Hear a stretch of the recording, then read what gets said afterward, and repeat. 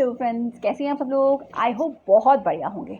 अगर आप ये सोच रहे हैं कि आपको ज़्यादा पैसा कमाने के लिए ज़्यादा पैसों की ज़रूरत है, तो मैं आपको बताऊं, रॉबर्ट कियोसाकी जी कहते हैं कि अगर आपको ज़्यादा पैसा कमाना है तो उसके लिए आपको फाइनेंशियल नॉलेज होनी चाहिए। आपको ये पता करना होगा कि लोग पैसे कमाए हुए पैसों को किस तरीके से खर्च करते हैं।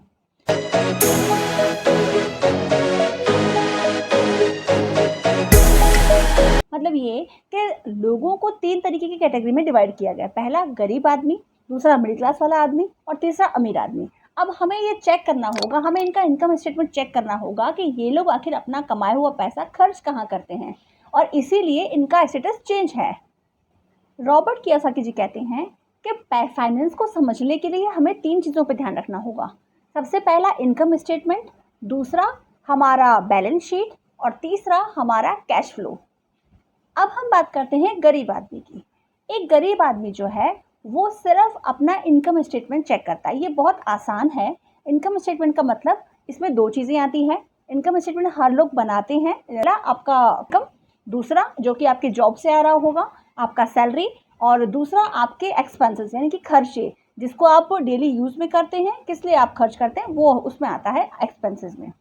तो गरीब आदमी जो है अपना पैसा कमाता है कहीं नौकरी करके, कहीं गुजारा करके, अपनी नौकरी से अपनी सैलरी कमाता है, वो हो गया उसका इनकम स्टेटमेंट। आगे बात करते हैं खर्चे का, तो वो खर्चा करता है सिर्फ अपने खाने पीने, कपड़े में, रेंट पे करने में, इन सब चीज़ों में बेसिकली सर्वाइवल ही कर रहा होता है गरीब आदमी। ठीक है, तो उसका जो है ना तो कोई बैलेंस शीट होती है और न ही कोई कैश फ्लो होता है, वो सिर्फ इनकम स्टेटमेंट में ही रहता है। इन लोगों के पास न तो कोई लायबिलिटीज होती है और न ही कोई इनका असेट होता है। ये सिर्फ सर्वाइवल कर रहे होते हैं। तो हम लोगों की रिस्पॉन्सिबिलिटी बनती है कि इन लोगों को फाइनेंशियल नॉलेज दी जाए और इनको हाई पेइंग स्किल जॉब दे करके इनको अपलिफ्टिंग की जा सके, ताकि हम इनकी अपलिफ्टिंग कर सकें। ठीक है, करते हैं बैलेंस शीट की।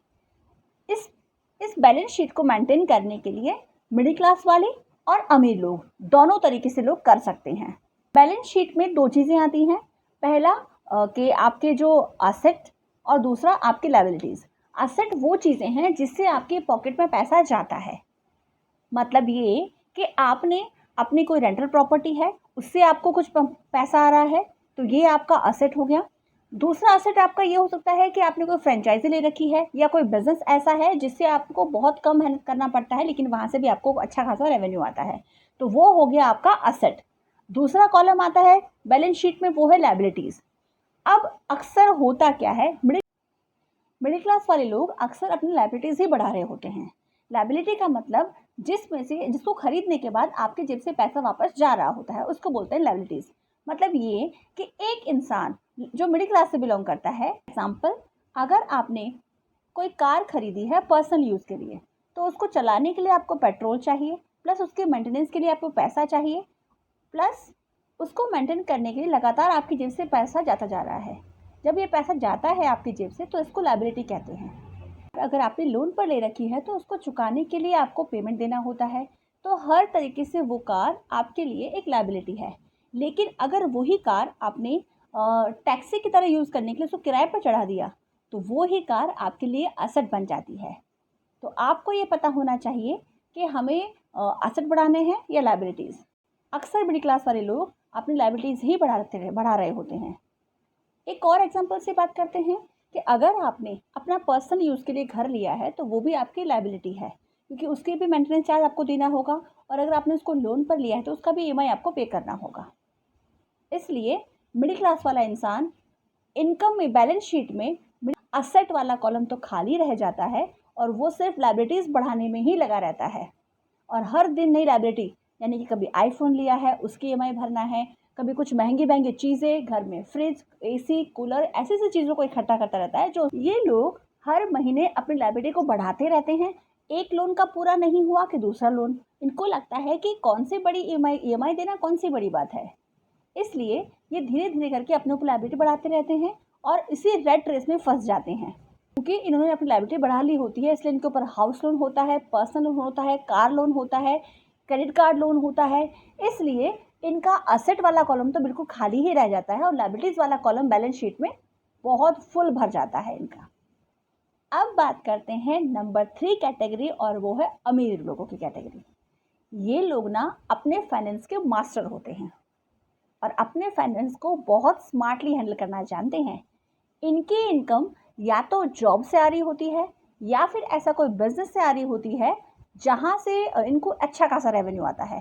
तो ये दोनों तरीके से इनकम जब ये कमा रहे होते हैं तो ये सबसे पहले लायबिलिटीज लेने से पहले ये अपने असेट पे फोकस करते हैं। असेट बढ़ाने में असेट वाला कॉलम इनका भर जाता है क्योंकि ये असेट वाली चीज़ों पे पैसा खर्च करते हैं।